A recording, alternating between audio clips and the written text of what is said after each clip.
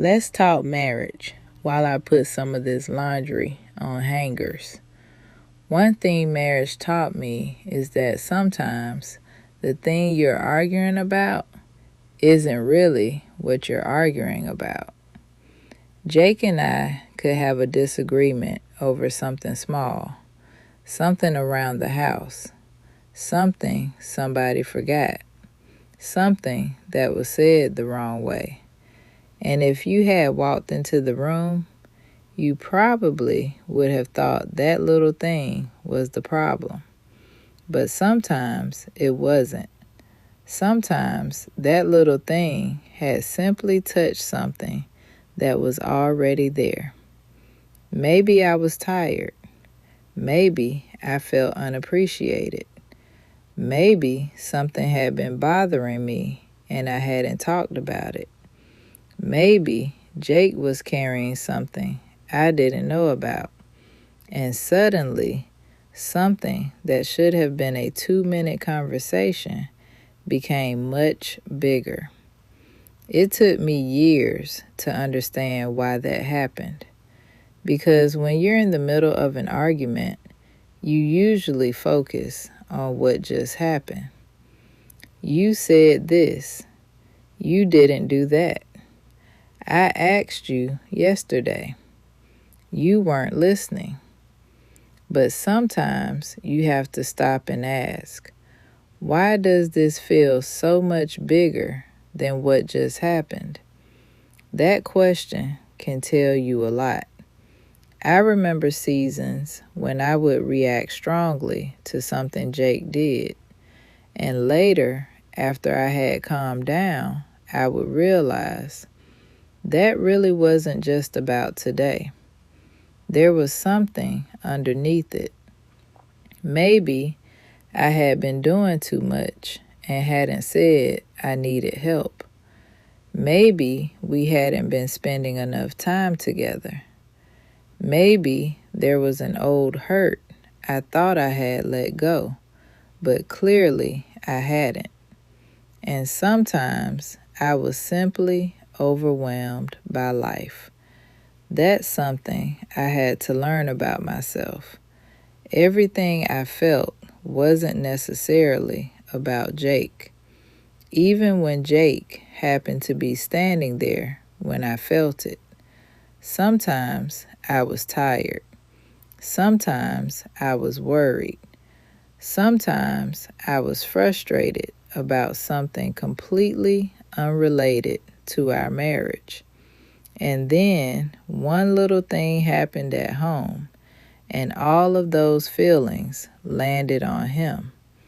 That wasn't fair, but I couldn't change it until I recognized it. So I started asking myself a different question. Not just, what did Jake do, but what is this really about? And sometimes the answer surprised me, because the argument might have started over something sitting on the counter, but underneath it, I was thinking, I feel like I'm carrying too much. The argument might have started because he didn't respond the way I wanted, but underneath it, I was thinking, I don't feel heard.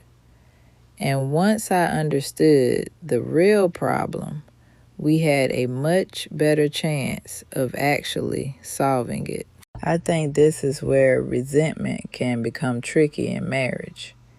If something important isn't addressed, it doesn't always disappear. Sometimes it finds another way out. You think you're arguing about the dishes, but you're really hurt because you don't feel appreciated. You think you're arguing about the television, but maybe what you're really missing is time together. You think you're angry because your husband forgot something, but underneath that anger, you're wondering, do I matter to him? And here's what I had to learn. Jake couldn't respond to the real problem if I was only talking about the surface problem. If I needed help, I needed to say I needed help. If I felt disconnected, I needed to talk about connection. If something from the past was still hurting me, I needed to be honest about that. Because otherwise, Jake and I could spend 30 minutes arguing about something that wasn't even the real issue. And neither one of us would leave the conversation feeling understood. I also had to learn not to decide Jake's motives for him. That was a big one.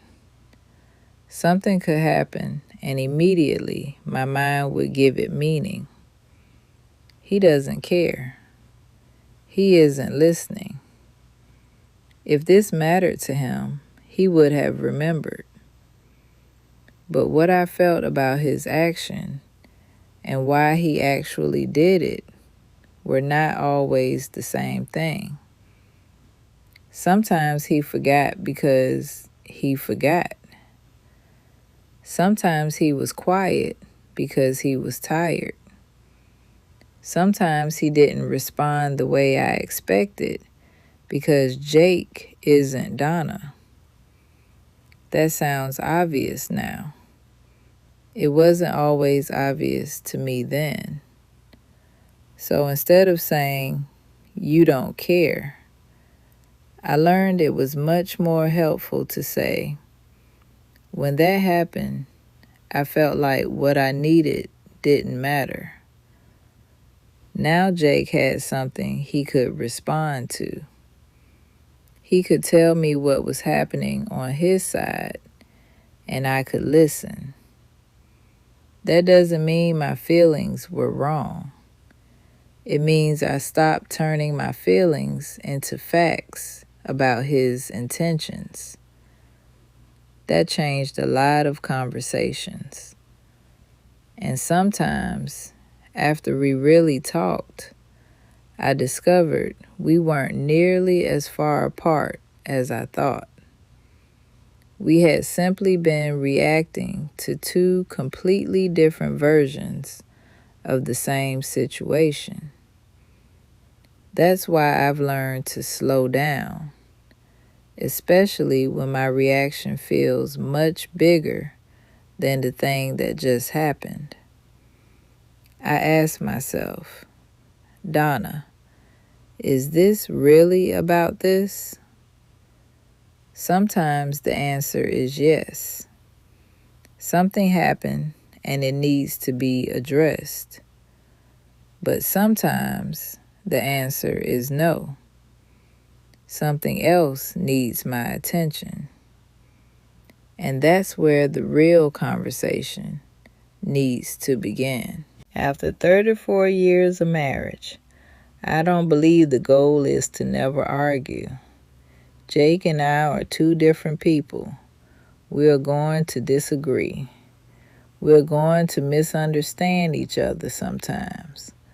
We're going to have days when one of us is tired or impatient or simply not at our best. But I've learned not to waste a disagreement arguing about the wrong thing. If what I really need is help, I need to talk about help. If what I'm really feeling is lonely, I need to talk about loneliness. If I'm carrying resentment, I need to deal with the resentment. And if I'm just having a terrible day, sometimes I need to recognize that too, instead of turning my terrible day into evidence that I have a terrible husband. That's growth. And I didn't always do it well. There were times I expected Jake to figure out what was wrong with me. I might say, "Nothing," and somehow expect that man to know that nothing definitely meant something. Then I'd become even more irritated because he accepted my answer. Looking back, I can smile at some of it now, but underneath it was a communication problem.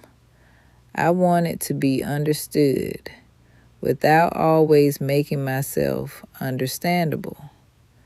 Marriage taught me that I have a responsibility to communicate too, not perfectly, but honestly.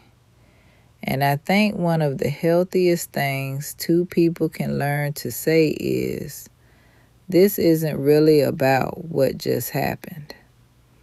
Because sometimes that sentence opens the door to the conversation you've actually needed to have. Maybe the issue is exhaustion. Maybe it's feeling taken for granted. Maybe it's lack of affection. Maybe it's an expectation that was never communicated. Maybe it's an old wound. Whatever it is, you can't fix what you won't identify. So if you and your husband keep having the same little argument over and over, I want you to look underneath it, not to blame yourself and not to automatically blame him. Just get curious about what's really happening between you. Ask yourself, why does this particular thing affect me so deeply? What am I actually needing? Have I communicated that? Is there something we've been avoiding? Those questions may lead you somewhere that another argument never will. Because sometimes the dishes aren't the problem. The laundry isn't the problem. The forgotten errand isn't the problem. They're simply where the deeper problem keeps showing up. And once you deal with what's underneath, you may be surprised by how many of those little arguments disappear. Yesterday, I talked about something I've learned after all these years. We can have a problem without becoming enemies. And I believe that because Jake isn't the problem. Donna isn't the problem. The problem is the problem. And when we remember we're standing on the same side of it, we have a much better chance of finding our way through it together. I'm Donna, and this is Still Standing with Donna. And remember, this is a season, not a sentence.